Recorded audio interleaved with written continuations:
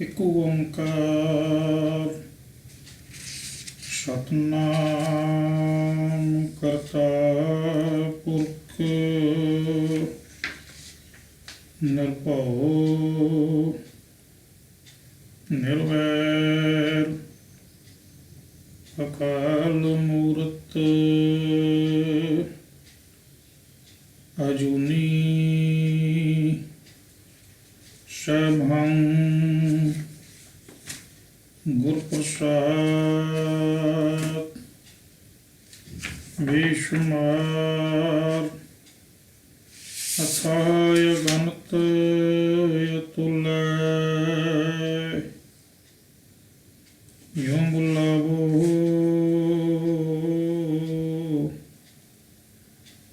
ਯੋਂ ਨਾਨਕ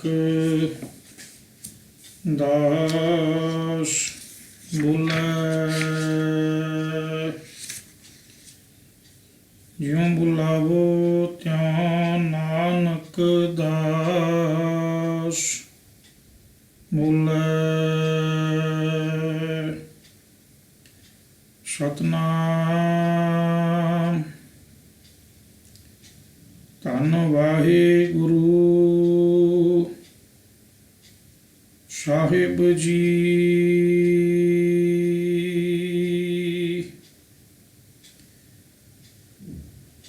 ਇੱਕ ਓੰਕਾਰ ਸਤਿਗੁਰ ਪ੍ਰਸਾਦ ਆਸਾ ਬਾਣੀ ਭਗਤ ਧੰਨੇ ਜੀ ਕੀ।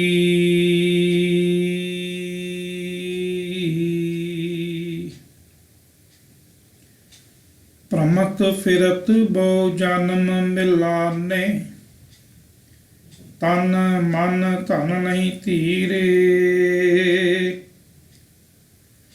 ਲਾਲਚ ਬਿਖ ਕਾਮ ਲੁਭਦ ਰਾਤਾ, ਮਨ ਬਿਸਰੇ ਪ੍ਰਭ ਹੀਰੇ। ਰਕਾਉ ਬਿਖ ਫਲ ਮੀਠ ਲਗੇ ਮਨ ਭਉਰੇ, ਚਾਰ ਵਿਚਾਰ ਨਾ ਜਾਣਿਆ। ਗੁਣ ਤੇ ਪ੍ਰੀਤ ਵੱਡੀ ਅੰਗ ਭਾਂਤੀ, ਜਨਮ ਮਰਨ ਫਿਰ ਤਾਨਿਆ। ਜੁਗਤ ਜਾਨ ਨਹੀਂ ਹਿਰਦੈ ਨਿਵਾਸੀ, ਜਲਤ ਜਾਲ ਜਮ ਫੰਦ ਪਰੇ। ਬਿਖ ਫਲ ਸੰਚ ਭਰੇ ਮਨ ਐਸੇ, ਪਰਮ ਪੁਰਖ ਪ੍ਰਭ ਮਨ ਬਿਸਰੇ। ਗਿਆਨ ਪ੍ਰਵੇਸ਼ ਗੁਰੈ ਧਨ ਦੀਆ, ਧਿਆਨ ਮਾਨ ਮਨ ਏਕਮਏ। ਪ੍ਰੇਮ ਭਗਤ ਮਾਨੀ ਸੁਖ ਜਾਣਿਆ, ਤ੍ਰਿਪਤ ਅਗਾਨੇ ਮੁਕਤ ਭਏ। ਜੋਤ ਸਮਾਏ ਸਮਾਨੀ ਜਾ ਕੈ, ਅਛਲੀ ਪ੍ਰਭ ਪਹਿਚਾਨਿਆ। ਧਨੈ ਧਨ ਪਾਇਆ ਧਰਣੀ ਧਰ, ਮਿਲ ਜਨ ਸੰਤ ਸਮਾਨਿਆ। ਜੋਤ ਸਮਾਏ ਸਮਾਨੀ ਜਾ ਕੈ, ਅਛਲੀ ਪ੍ਰਭ ਪਹਿਚਾਨਿਆ। ਧਨੈ ਧਨ ਪਾਇਆ ਧਰਣੀ ਧਰ, ਮਿਲ ਜਨ ਸੰਤ ਸਮਾਨਿਆ। ਵਾਹਿਗੁਰੂ ਜੀ ਕਾ ਖਾਲਸਾ, ਵਾਹਿਗੁਰੂ ਜੀ ਕੀ ਫਤਿਹ।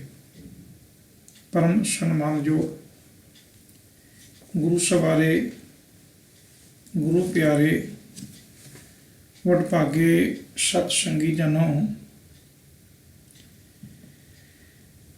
ਸਤਿਗੁਰੂ ਗੁਰੂ ਗ੍ਰੰਥ ਸਾਹਿਬ ਜੀ ਦੀ ਅਪਾਰ ਕਿਰਪਾ ਰਹਿਮਤ ਬਖਸ਼ਿਸ਼ ਹੋਈ।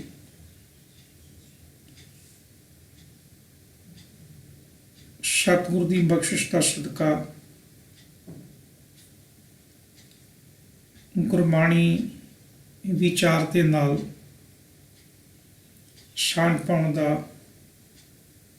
ਉਪਰਾਲਾ ਅਤੇ ਉਦਮ ਆਪ ਸੰਗਤ ਦੇ ਨਾਲ ਸਾਂਝਾ ਕਰ ਰਹੇ ਹਾਂ। ਅੱਜ ਭਗਤ ਧੰਨਾ ਜੀ ਦਾ ਪ੍ਰਕਾਸ਼ ਦਿਹਾੜਾ ਹੈ ਔਰ ਅੰਮ੍ਰਿਤ ਵੇਲੇ ਤੋਂ ਹੀ ਦਰਬਾਰ ਸਾਹਿਬ ਤੋਂ ਕੀਰਤਨ ਸੁਣਦੇ ਹਾਂ।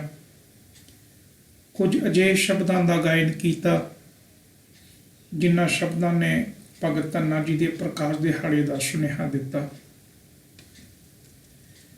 ਫਿਰ ਅੱਜ ਬਹੁਤ ਸਾਰੇ ਮੈਸੇਜ ਸੁਨੇਹੇ ਵੀ ਆਏ ਭਗਤ ਧੰਨਾ ਜੀ ਦੇ ਪ੍ਰਕਾਸ਼ ਦਿਹਾੜੇ ਤੇ।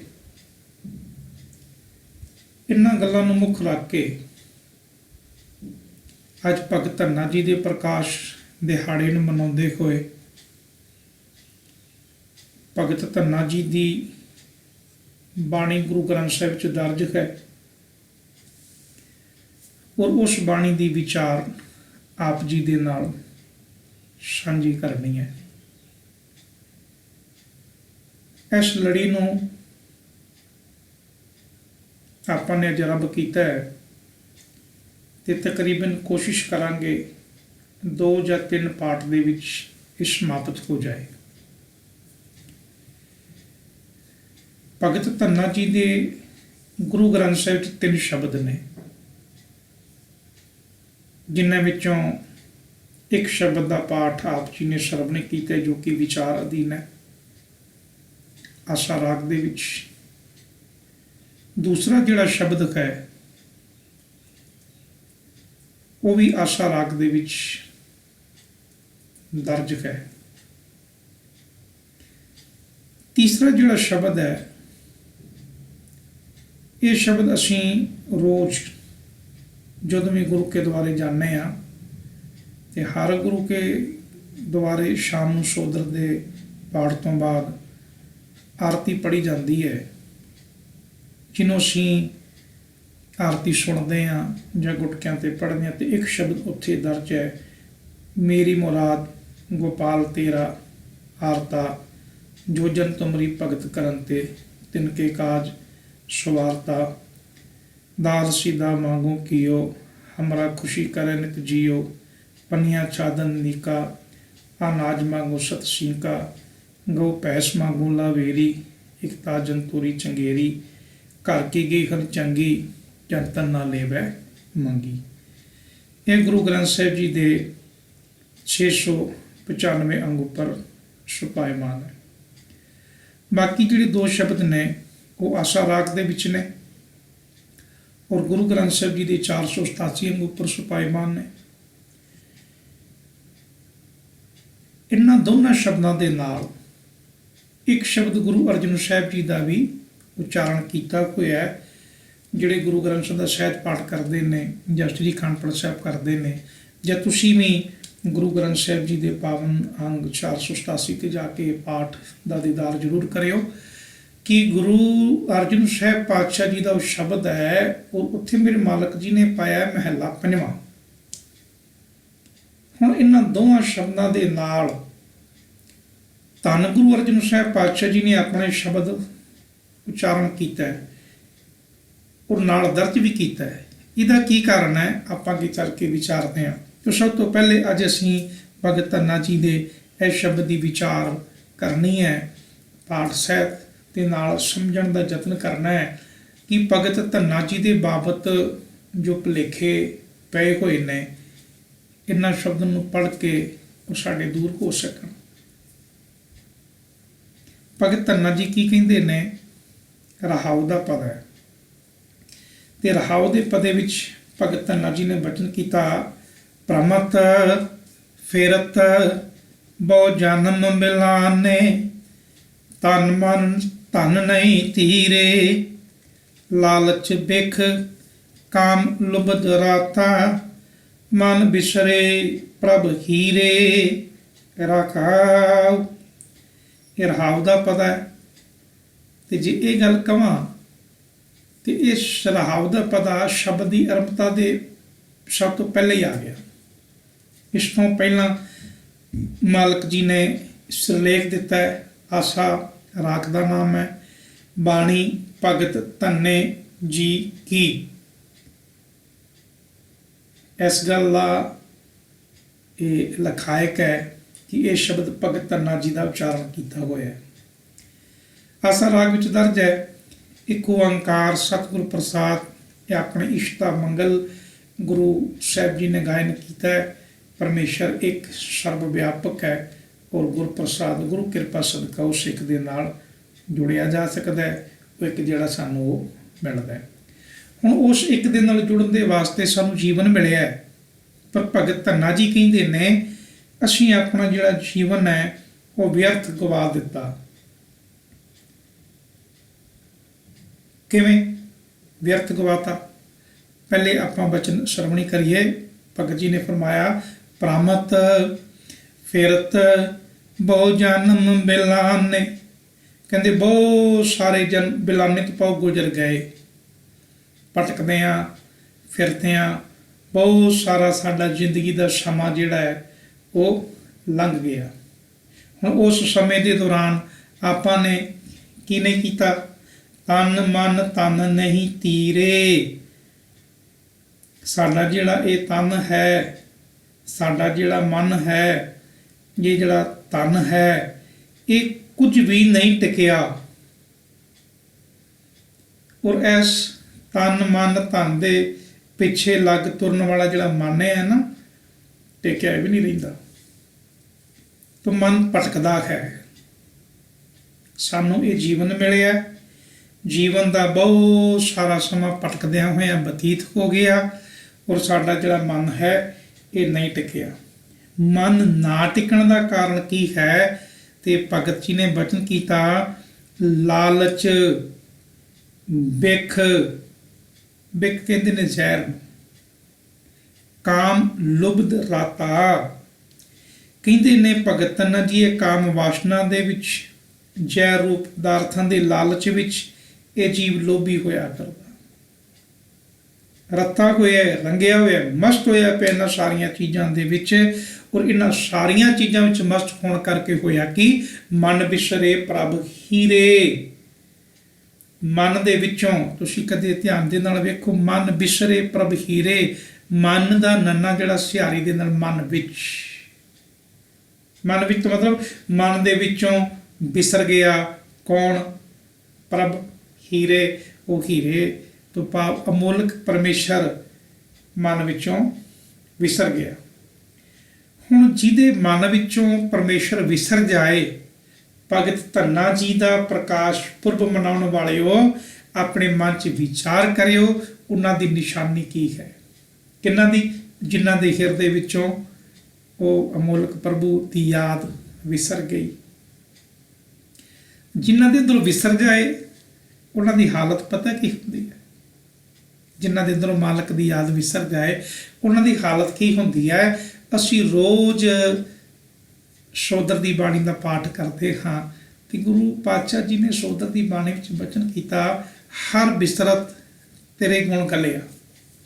ਇਹਨਾਂ ਨੂੰ ਹਾਰੀ ਵਿਸਰਦਾ ਹੈ, ਉਹਦੇ ਜੀਵਨ ਵਿੱਚੋਂ ਚੰਗਿਆਈ ਖਤਮ ਹੋ ਜਾਂਦੀ ਹੈ, ਚੰਗੇ ਗੁਣ ਖਤਮ ਹੋ ਜਾਂਦੇ ਨੇ। ਫਿਰ ਉਹਦੀ ਥਾਂ ਤੇ ਹੁੰਦਾ ਕੀ ਹੈ? ਤੇ ਭਗਤ ਧੰਨਾ ਜੀ ਕਹਿੰਦੇ ਨੇ, ਬਿਖ ਫਲ ਮੀਠ ਲੱਗੇ ਮਨ ਬੌਰੇ, ਚਾਰ ਵਿਚਾਰ ਨਾ ਜਾਣਿਆ। ਜ਼ਹਿਰ ਰੂਪੀ ਜਿਹੜੇ ਪਦਾਰਥ ਨੇ ਉਹ ਤੈਨੂੰ ਮਿੱਠੇ ਲੱਗਦੇ ਨੇ। ਉਹ ਕਹਿੰਦੇ ਨੇ, ਕਮਲੇ ਮਨ, ਤੈਨੂੰ ਜ਼ਹਿਰ ਰੂਪੀ ਜਿਹੜੇ ਪਦਾਰਥ ਨੇ ਮਿੱਠੇ ਲੱਗਦੇ ਨੇ।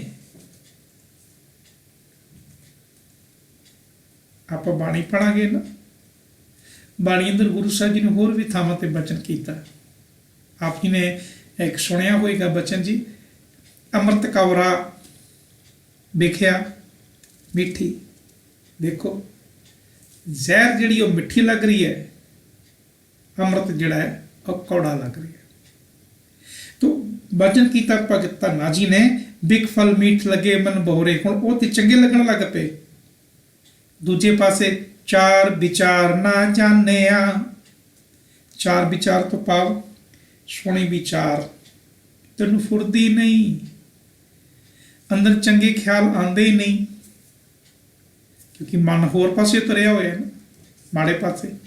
ਤੇ ਜਦੋਂ ਮਨ ਮਾੜੇ ਪਾਸੇ ਤੁਰਿਆ, ਮਾੜੇ ਖਿਆਲ ਆਉਣਗੇ, ਚੰਗੇ ਕਿੱਥੋਂ ਆਉਣਗੇ? ਤੂੰ ਚੰਗੇ ਖਿਆਲ ਤੇਰੇ ਅੰਦਰ ਨਹੀਂ ਆਉਂਦੇ। ਐਸੇ ਕਰਕੇ ਗੁਰੂ ਨਾਨਕ ਸਾਹਿਬ ਜੀ ਨੇ ਗੱਲ ਸਮਝਾਈ ਸੀ, ਅੰਮ੍ਰਿਤ ਵੇਲੇ ਜਿਹੜਾ ਜਪਜੀ ਪੜ੍ਹਦਾ ਹੈ, ਪਾਤਸ਼ਾਹ ਕਹਿੰਦੇ ਨੇ ਜਪਜੀ ਪੜ੍ਹਨ ਵਾਲਿਆ ਤੂੰ ਅੰਮ੍ਰਿਤ ਵੇਲੇ ਉੱਠ ਕੇ ਆ ਕੰਮ ਕਰਿਆ ਕਰ। ਕਿਹੜਾ ਕੰਮ ਕਰਨਾ? ਸਤਿਗੁਰੂ ਪਾਤਸ਼ਾਹ ਨੇ ਬਚਨ ਕੀਤਾ, ਅੰਮ੍ਰਿਤ ਵੇਲਾ ਸਤਿਨਾਉ ਵਡਿਆਈ ਵਿਚਾਰ। ਰੱਬ ਦੀ ਜਿਹੜੀ ਸੋਹਣੀ ਵਡਿਆਈ ਹੈ ਉਹਦੀ ਵਿਚਾਰ ਕਰਿਆ ਕਰ, ਉਹਦੇ ਗੁਣਾਂ ਨੂੰ ਵਿਚਾਰਿਆ ਕਰ। ਪਰ ਤੂੰ ਨਹੀਂ ਕਰ ਰਿਹਾ, ਚਾਰ ਵਿਚਾਰ ਨਾ ਜਾਣਿਆ। ਹੁਣ ਚੰਗੀ ਵਿਚਾਰ ਨਾ ਹੋਣ ਕਰਕੇ ਕੀ ਹੋਇਆ? ਭਗਤ ਧੰਨਾ ਜੀ ਕਹਿੰਦੇ ਨੇ, ਗੁਣ ਤੇ ਪ੍ਰੀਤ ਵੱਡੀ ਅਨਫਾਂਤੀ, ਜਨਮ ਮਰਨ ਫੇਰ ਤਾਨਿਆ। ਕਹਿੰਦੇ ਨੇ ਗੁਣਾਂ ਵਾਲੇ ਪਾਸੇ ਤੋਂ ਹਟ ਗਿਆ ਤੂੰ, ਗੁਣਾਂ ਵਾਲੇ ਪਾਸੇ ਤੋਂ ਹਟ ਗਿਆ ਤੇ ਹੋਰ ਜਿਹੜੀ ਹੈ ਨਾ ਬਿਖ ਵਾਲੀ ਜਿਹੜੀ ਪ੍ਰੀਤ ਹੈ ਉਹ ਤੈਨੂੰ ਚੰਗੀ ਲੱਗਣ ਲੱਗ ਪਈ, ਉਹ ਵੱਧ ਰਹੀ ਹੈ ਦਿਨੋਂ ਦਿਨ। ਕਹਿੰਦੇ ਨੇ ਗੁਣ ਤੇ ਪ੍ਰੀਤ ਵੱਡੀ ਅਨਭਾਂਤੀ। ਅਨਭਾਂਤੀ ਤੋਂ ਦੂਜੇ ਪਾਸੇ ਹੋਰ ਕਿਸਮ ਦੀ ਪ੍ਰੀਤ ਇਹ ਸਾਡੇ ਅੰਦਰ ਵੱਧ ਰਹੀ ਹੈ। ਹੋਰ ਕਿਸਮ ਦੀ ਪ੍ਰੀਤ ਵਧਣ ਕਰਕੇ ਚੰਗੀ ਵਿਚਾਰ ਸਾਡੇ ਅੰਦਰ ਆ ਹੀ ਨਹੀਂ ਰਹੀ। ਹੁਣ ਚੰਗੀ ਵਿਚਾਰ ਨਾ ਆਉਣ ਕਰਕੇ ਕੀ ਕਹਿੰਦੇ ਨੇ ਭਗਤ ਜੀ? ਜਨਮ ਮਰਨ ਫਿਰ ਤਾਨਿਆ। ਤੇ ਜਨਮ ਮਰਨ ਦਾ ਤਾਣਾ ਜਿਹੜਾ ਹੈ ਉਹ ਫਿਰ ਤਣਿਆ ਗਿਆ। ਕਹਿਣ ਤੋਂ ਭਾਵ ਕਿ ਜਨਮ ਮਰਨ ਦੀ ਗੇੜਾ ਜਿਹੜਾ ਹੈ ਉਹਦੇ ਵਿੱਚੋਂ ਅਸੀਂ ਬਾਹਰ ਨਹੀਂ ਨਿਕਲ ਸਕੇ। ਕਾਰਨ ਪਤਾ ਕੀ ਬਣਿਆ? ਕਿਉਂ ਨਹੀਂ ਨਿਕਲੇ? ਕਿ ਜੁਗਤ ਨਹੀਂ ਹੈ। ਭਗਤ ਧੰਨਾ ਜੀ ਕਹਿੰਦੇ ਨੇ, ਜੁਗਤ ਜਾਨ ਨਹੀਂ ਹਿਰਦੈ ਨਿਵਾਸੀ, ਜਲਤ ਜਾਲ ਜਮ ਫੰਦ ਪਰੇ। ਕਹਿੰਦੇ ਨੇ ਇਹ ਮਨ ਤੂੰ ਜੀਵਨ ਦੀ ਜਿਹੜੀ ਜੁਗਤ ਹੈ ਨਾ, ਇਹਨੂੰ ਅੰਦਰ ਆਪਣੇ ਅੰਦਰ ਪੱਕਾ ਨਹੀਂ ਕੀਤਾ। ਦੇਖੋ ਗੁਰੂ ਸਾਹਿਬ ਜੀ ਦੇ ਬਹੁਤ ਸਾਰੇ ਉਪਦੇਸ਼ ਨੇ, ਬਹੁਤ ਸਾਰੇ ਬਚਨ ਨੇ, ਬਹੁਤ ਸਾਰੀਆਂ ਸਿੱਖਿਆਵਾਂ ਨੇ, ਅਸੀਂ ਸੁਣੀਆਂ ਨੇ, ਸਮਝੀਆਂ ਵੀ ਨੇ, ਪਰ ਅਸੀਂ ਉਹਨਾਂ ਤੇ ਪੱਕੇ ਤੌਰ ਤੇ ਪੈਰਾ ਨਹੀਂ ਦਿੱਤਾ। ਸਿਧਾਂਤ ਤੇ ਅਸੀਂ ਖੜੇ ਨਹੀਂ। ਬੜੀਆਂ ਥਾਵਾਂ ਤੇ ਐਸਾ ਹੁੰਦਾ ਹੈ, ਆਪ ਸਿਆਣੇ ਹੋ, ਮਨਾਂ 'ਚ ਵਿਚਾਰ ਕਰਕੇ ਵੇਖਿਓ। ਗੁਰਮਤ ਦਾ ਪਤਾ ਹੈ, ਪਰ ਜਿੱਥੇ ਕਮਾਉਣ ਦੀ ਬਾਤ ਆਉਂਦੀ ਹੈ ਫਿਰ ਉੱਥੇ ਵਿਰਲੇ ਕਮਾਉਂਦੇ ਨੇ, ਸਾਰੇ ਨਹੀਂ।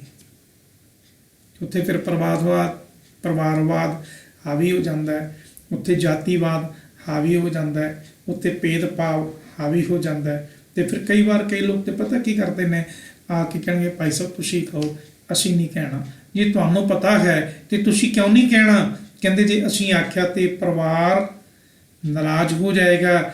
ਸਾਡੀ ਇਹਨਾਂ ਦੇ ਨਾਲ ਆਪਸੀ ਰਿਸ਼ਤੇਦਾਰੀ ਕਹਿ ਲਓ ਜਾਂ ਪਰਿਵਾਰਕ ਸਾਂਝ ਕਹਿ ਲਓ, ਅਸੀਂ ਉਹ ਖਰਾਬ ਨਹੀਂ ਕਰਨਾ ਚਾਹੁੰਦੇ। ਨਹੀਂ ਭਾਈ, ਜੇ ਸਾਨੂੰ ਗੁਰੂ ਦੀ ਮਾਤਾ ਪਤਾ ਹੈ ਅਸੀਂ ਪਹਿਰਾ ਦਈਏ, ਔਰ ਜਿਨ੍ਹਾਂ ਨੂੰ ਨਹੀਂ ਸਮਝ ਉਹਨਾਂ ਨੂੰ ਦੱਸਣ ਦਾ ਯਤਨ ਕਰੀਏ, ਔਰ ਉਹਨਾਂ ਨੂੰ ਦੱਸ ਕੇ ਅਸੀਂ ਸੁਰਖਰੂ ਹੋਈਏ ਕਿ ਦਾਤਾ ਜੀ ਤੁਸੀਂ ਕਿਰਪਾ ਕੀਤੀ, ਮੈਂ ਅੱਗੇ ਸੁਨੇਹਾ ਪੁੱਜਦਾ ਕੀਤਾ ਹੈ। ਅੱਗੇ ਮੰਨਣਾ ਨਹੀਂ ਮੰਨਣਾ ਇਹਨਾਂ ਦਾ ਆਪਣਾ ਫਰਜ਼ ਹੈ। ਮੈਂ ਤੇ ਗੱਲ ਕਹੀ ਹੈ।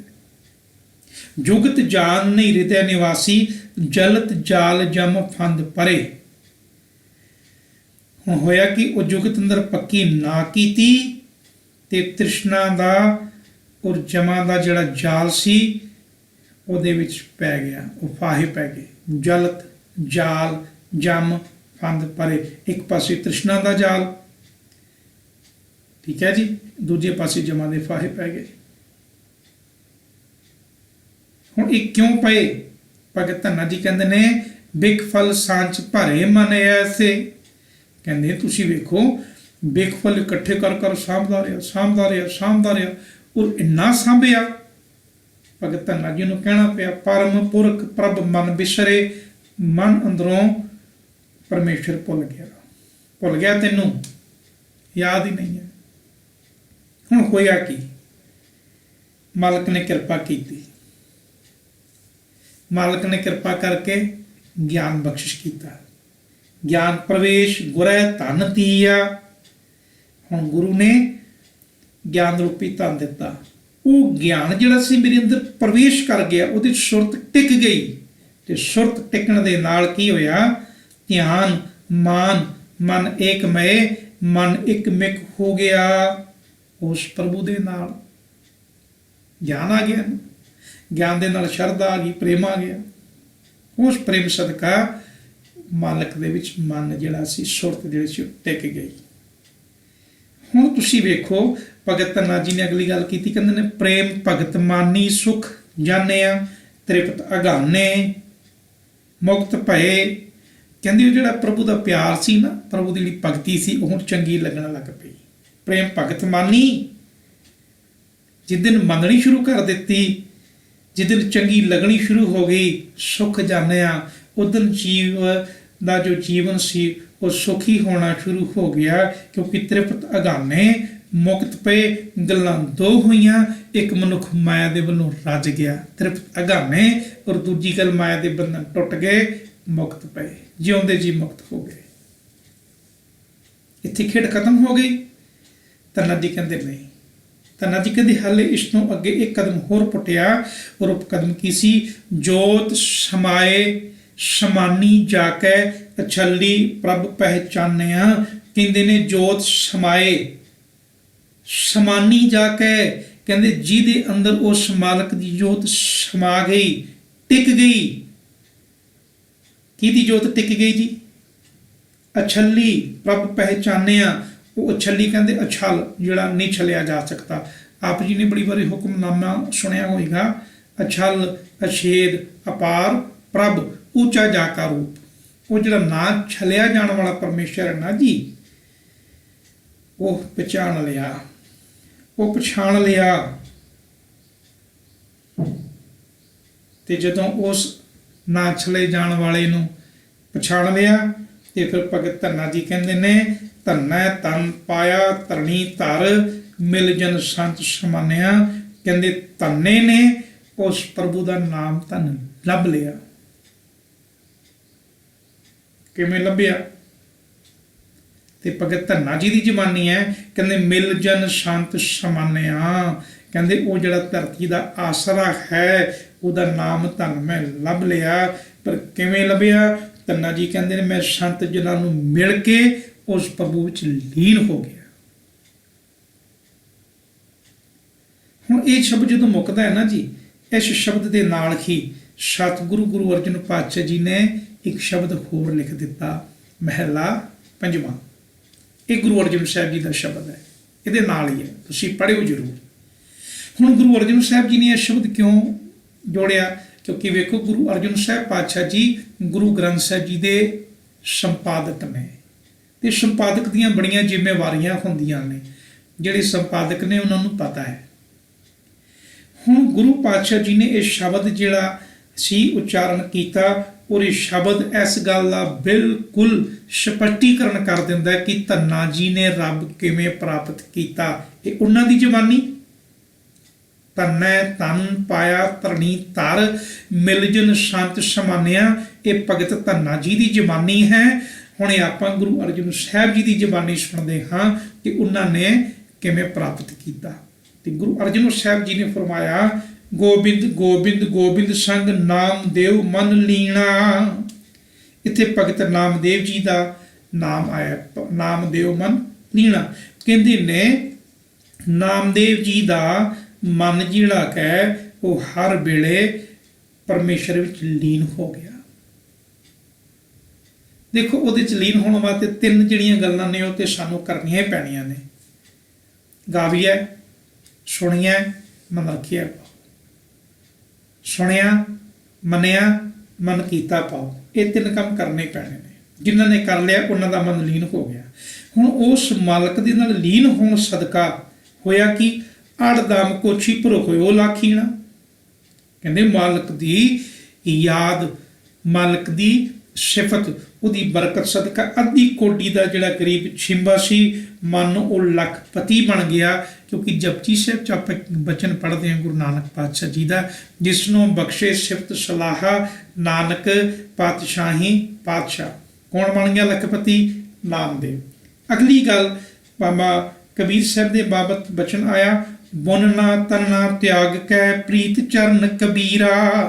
ਕਹਿੰਦੇ ਕਬੀਰ ਸਾਹਿਬ ਜੀ ਨੇ ਮਾਇਆ ਤੋਂ ਉੱਪਰ ਉੱਠ ਕੇ ਤਾਣਾ ਬਾਣਾ ਦੀ ਜਿਹੜੀ ਲਗਨ ਸੀ ਨਾ, ਕੰਮਕਾਰ ਜਿਹੜਾ ਸੀ ਉਹਦੇ 'ਚ ਸਮਾਂ ਕੱਢ ਕੇ ਉੱਪਰ ਉੱਠ ਕੇ ਪ੍ਰਭੂ ਚਰਨਾਂ ਦੇ ਨਾਲ ਆਪਣੀ ਪ੍ਰੀਤ ਜੋੜ ਲਈ। ਤੇ ਪ੍ਰੀਤ ਜੋੜਨ ਦਾ ਸਦਕਾ ਕੀ ਹੋਇਆ, ਨੀਚ ਕੁਲਾ ਜੋ ਲਾਹਰਾ ਪਇਓ ਗੁਨੀ ਗਹੀਰਾ, ਉਹ ਨੀਵੀਂ ਜਾਤ ਵਾਲਾ ਗਰੀਬ ਜੁਲਾਹਾ ਉਹ ਵੀ ਗੁਣਾਂ ਦਾ ਸਮੁੰਦਰ ਬਣ ਗਿਆ। ਇੰਨੇ ਗੁਣ ਬਾਬੇ ਕਬੀਰ ਦੇ ਅੰਦਰ। ਅਗਲੀ ਗੱਲ ਆਈ ਭਗਤ ਰਵਿਦਾਸ ਜੀ ਦੀ। ਰਵਿਦਾਸ ਤਵੰਤਾ ਢੋਰ ਨੀਤ ਤਿਨ ਤਿਆਗੀ ਮਾਇਆ। ਕਹਿੰਦੇ ਭਗਤ ਰਵਿਦਾਸ ਜੀ ਵੀ ਮਰੇ ਹੋਏ ਪਸ਼ੂ ਢੋਂਦੇ ਸਨ, ਉਹਨਾਂ ਨੇ ਵੀ ਮਾਇਆ ਦਾ ਮੋਹ ਛੱਡ ਦਿੱਤਾ। ਔਰ ਮਾਇਆ ਦਾ ਮੋਹ ਛੱਡ ਕੇ ਉਹ ਵੀ ਸੰਸਾਰ ਪ੍ਰਸਿੱਧ ਹੋ ਗਏ। ਕਿਵੇਂ ਪ੍ਰਸਿੱਧ ਹੋ ਗਏ, ਪ੍ਰਗਟ ਹੋਆ ਸਾਧ ਸੰਗ ਹਰ ਦਰਸ਼ਨ ਪਾਇਆ।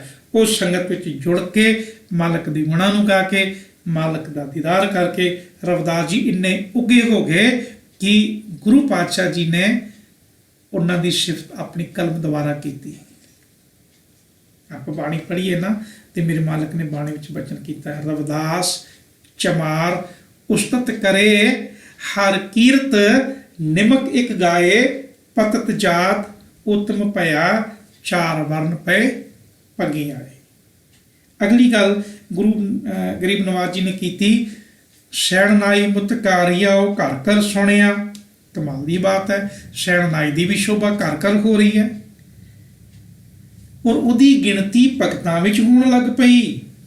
ਜੇ ਪੁੱਛੀਏ ਧੰਨ ਗੁਰੂ ਅਰਜਨ ਪਾਤਸ਼ਾਹ ਜੀ ਸ਼ਹਿਣਾਈ ਦੀ ਗਿਣਤੀ ਘਰ ਵਿੱਚ ਕਿਉਂ ਹੋ ਰਹੀ ਹੈ, ਤੇ ਉਹਦਾ ਕਾਰਨ ਦੱਸਦੇ ਹੋਏ ਮੇਰੇ ਹਜੂਰ ਨੇ ਫਰਮਾਨ ਕੀਤਾ, ਹਿਰਦੈ ਵਸਿਆ ਪਾਰ ਬ੍ਰਹਮ ਭਗਤਾਂ ਮੈਂ ਗਣਿਆ। ਕਹਿੰਦੇ ਨੇ ਉਹਦੇ ਹਿਰਦੇ 'ਚ ਪਰਮੇਸ਼ਰ ਵਸ ਗਿਆ। ਇਸ ਕਰਕੇ ਭਗਤ ਸੈਣ ਦੀ ਗਿਣਤੀ ਭਗਤਾਂ ਵਿੱਚ ਹੋਣ ਲੱਗ ਪਈ। ਹੁਣ ਇਹਨਾਂ ਸਾਰੀਆਂ ਭਗਤਾਂ ਦੀ ਬਾਤ ਕਰਕੇ ਅਖੀਰ ਮੇਰੇ ਮਾਲਕ ਨੇ ਪਤਾ ਕੀ ਕਿਹਾ, ਕਹਿੰਦੇ ਇਹ ਬਿਦ ਸੁਣ ਕੇ ਜਾਟਰੋ ਉਠ ਭਗਤੀ ਲਾਗਾ। ਕਹਿੰਦੇ ਇਸ ਗੱਲ ਨੂੰ ਸੁਣਿਆ ਕਿਨੇ, ਜਾਟਰੋ ਭਗਤ ਧੰਨਾ ਜੀ ਨੇ ਸੁਣਿਆ ਔਰ ਸੁਣ ਕੇ ਉਹ ਵੀ ਭਗਤੀ ਕਰਨ ਲੱਗ ਪਏ। ਔਰ ਭਗਤੀ ਕਰਨ ਦਾ ਸਦਕਾ ਕੀ ਹੋਇਆ, ਮਿਲੇ ਪ੍ਰਤੱਖ ਗੁਸਾਈਆਂ ਧੰਨਾ ਵੱਡ ਭਾਗਾ। ਕਹਿੰਦੇ ਉਸ ਵੱਡੇ ਭਾਗਾਂ ਵਾਲਾ ਧੰਨਾ ਬਣ ਗਿਆ, ਵੱਡੇ ਭਾਗਾਂ ਵਾਲਾ ਧੰਨਾ ਬਣ ਗਿਆ। ਕਿਉਂ ਤੇ ਕਿਵੇਂ ਬਣਿਆ, ਮਿਲੇ ਪ੍ਰਤੱਖ ਗੁਸਾਈਆਂ, ਉਹਨੂੰ ਪ੍ਰਤੱਖ ਸਾਕਸ਼ਾਤ ਉਸ ਮਾਲਕ ਦਾ ਦੀਦਾਰ ਹੋ ਗਿਆ। ਤੇ ਜਿਹਨੂੰ ਮਾਲਕ ਦਾ ਦੀਦਾਰ ਹੋਇਆ ਉਹ ਭਾਗਾਂ ਵਾਲਾ ਬਣ ਗਿਆ। ਤੇ ਉਹਨੂੰ ਦੀਦਾਰ ਕਿਵੇਂ ਹੋਇਆ, ਸੰਗਤ ਨਾਲ ਜੁੜ ਕੇ ਮਾਲਕ ਦੇ ਗੁਣ ਗਾ ਕੇ। ਅੱਜ ਲੋੜ ਹੈ ਸਾਡੇ ਕੋਲ ਤੇ ਬਹੁਤ ਸਮਾਂ ਹੈ, ਉਸ ਮਾਲਕ ਦੇ ਗੁਣਾਂ ਨੂੰ ਗਾਈਏ, ਗੁਣਾਂ ਨੂੰ ਸਮਝੀਏ ਔਰ ਗੁਣਾਂ ਨੂੰ ਆਪਣੇ ਹਿਰਦੇ 'ਚ ਵਸਾਈਏ। ਔਰ ਇਹ ਗੱਲ ਆਪਾਂ ਜਪਜੀ 'ਚ ਰੋਜ਼ ਪੜ੍ਹਦੇ ਹਾਂ, ਗਾਵੀਐ ਸੁਣੀਐ ਮਨ ਰੱਖੀਐ ਭਾਓ ਦੁੱਖ ਪਰ ਹਰ ਸੁੱਖ ਕਰ ਲੈ ਜਾਏ। ਸਤਿਗੁਰੂ ਗੁਰੂ ਗ੍ਰੰਥ ਸਾਹਿਬ ਪਿਤਾ ਮਹਾਰਾਜ ਸਭਨਾਂ ਤੇ ਕਿਰਪਾ ਕਰਨ ਕਿ ਬਾਣੀ ਪੜ੍ਹਨ ਦੇ ਨਾਲ ਨਾਲ ਅਸੀਂ ਬਾਣੀ ਨੂੰ ਸਮਝੀਏ, ਤਾਂ ਕਿ ਸਾਡੇ ਅੰਦਰ ਜਿਹੜੇ ਪਏ ਹੋਏ ਭਰਮ ਭੁਲੇਖੇ ਨੇ ਉਹਨਾਂ ਭਰਮ ਭੁਲੇਖਿਆਂ ਨੂੰ ਦੂਰ ਕਰਕੇ ਗੁਰਮਤਿ ਗਾਡੀ ਰਾਹ ਦੇ ਧਾਰਨੀ ਬਣਦੇ ਔਰ ਨਾਨਕ ਨਾਮ ਚੜ੍ਹਦੀ ਕਲਾ ਤੇਰੇ ਭਾਣੇ ਸਰਬਤ ਦਾ ਭਲਾ ਕਰ ਸਕੀਏ। ਅੱਜ ਇਤਨੀ ਹੀ ਵਿਚਾਰ ਪ੍ਰਵਾਨ ਕਰਿਓ ਜੀ। ਬਾਕੀ ਜਿਹੜੇ ਸ਼ਬਦ ਨੇ ਉਹ ਆਪਾਂ ਅਗਲੇ ਪਾਠ ਦੇ ਵਿੱਚ ਗੱਲਬਾਤ ਕਰਾਂਗੇ।